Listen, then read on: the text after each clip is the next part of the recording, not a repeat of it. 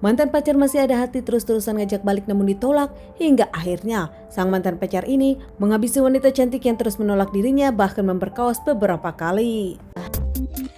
Kejadian ini sendiri terjadi di kota Riau. Seorang wanita bernama Feby Rizky Kamayasti berusia 16 tahun masih SMK kelas 2. Tinggal di Riau bersama kedua orang tuanya dan dua adik, bahkan dikenal sebagai gadis yang pintar, ramah, baik dan punya banyak teman. Disukai tetangga karena dikenal sopan dan rajin beribadah. Orang tua dari Feby pun mengungkapkan kalau mereka sering terbantu oleh sang anak yang memang kerap membantu di rumah. Saat dirinya kelas 2 awal, Feby pernah berpacaran dengan seorang laki-laki bernama Sandika Arya Putra berusia 16 tahun, biasa dipanggil Arya. Feby sendiri berpacaran dengan Arya beberapa bulan, namun akhirnya di bulan November 2021 keduanya putus. Feby merasa hubungannya toksik, bahkan Feby pun mengungkapkan jadi tak boleh banyak teman setelah berpacaran dengan Arya, hingga memutuskan putus dari Arya dan fokus belajar. Berbeda dengan Feby yang tak pernah punya masalah, Arya sendiri dikenal sebagai orang yang bermasalah. Arya dikenal sebagai orang yang nakal, kerap membuat orang-orang kesal, bahkan Arya sendiri tak disukai banyak orang. Arya sendiri ternyata putus sekolah dan pernah menikah siri dengan seorang wanita namun cerai. Setelah Feby putus dengan Arya dan dirinya fokus sekolah, ingin cepat lulus untuk membantu perekonomian keluarga. Saat itu pun Feby mengungkapkan berjanji kepada orang tuanya akan membantu keluarganya. Sore hari itu Feby pun izin membeli pulsa kepada keluarganya. Namun sampai malam Feby tak pulang hingga sang kakak menelpon namun tak diangkat-angkat. Mencari kemana-mana bahkan ke teman-teman terdekat Feby, tak ada yang tahu kemana Feby pergi.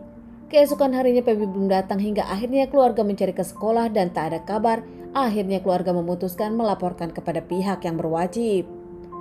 Melaporkan kehilangan Feby, mencari Feby di sosial media dan pada orang-orang terdekat, keluarga berhari-hari menangis tak bisa makan memikirkan anaknya.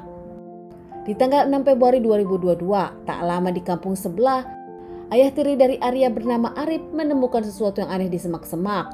Bahkan bau busuk pun menyengat keluar. Arif pun penasaran hingga akhirnya membongkar sesuatu yang aneh tersebut, menemukan sesosok jasad. Arif pun histeris. Tak lama Arif pun langsung melaporkan kepada Pak RT dan kepada pihak kepolisian. Pihak kepolisian datang menyelidiki kasus ini, membawa jasad seorang gadis dengan baju acak-acakan ke rumah sakit untuk dilakukan otopsi. Setelah diselidiki, gadis tersebut adalah Feby yang dilaporkan hilang oleh keluarganya dan dicari di kampung sebelah.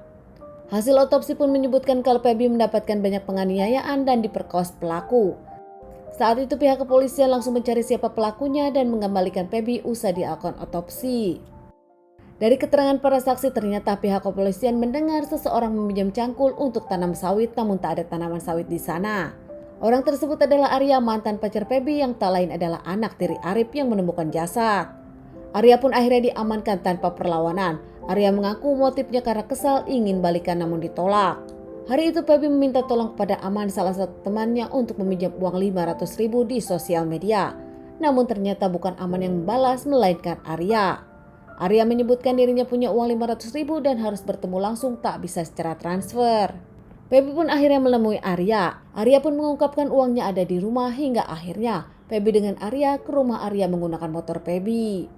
Bukan dibawa ke rumah, ternyata Feby sendiri dibawa ke gubuk di dekat rumah Arya di dekat lahan kosong. Di sana saat Feby lengah, Arya pun langsung membekap, memukul Feby hingga lemas dan memperkaos Feby saat itu. Bahkan dengan kejam dan sadisnya Arya, Feby pun saat itu sedang berhalangan namun nampak Arya tak peduli, tetap memperkaos. Tak mau ini dilaporkan dan Arya pun ketakutan hingga akhirnya Feby pun dihabisi Arya.